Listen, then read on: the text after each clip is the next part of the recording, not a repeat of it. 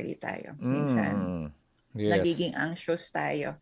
Minsan, nagagalit, which is normal, di ba? Sabi naman ni Lord, in your anger lang, do not sin. Remember where your place is, yung future inheritance. Ano pa, dahil alam natin may future inheritance during trials, we hold on to that kasi yun ang nakikita kong, for me personally, that's my living hope. And mabilis naman maglambing. Lord, hirap na ako. Di ba, we can do that. We can be vulnerable to the Lord. Remember that as you do that, open din siya, nakikinig siya. Pero baka makalimutan lang kasi natin na ang future inheritance natin is with the Lord. So we don't also just put everything na halos magkasakit ka na sa trabaho, yung oras.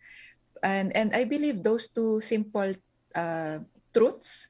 Sabi ko kasi simple dahil for me, malaking foundation na siya. Pero the more we think of kasi baka lalong malito, dalawa lang position natin in Christ and future inheritance and mabilis na pag-usapan what follows next. Important yung mind frame talaga, mindset natin.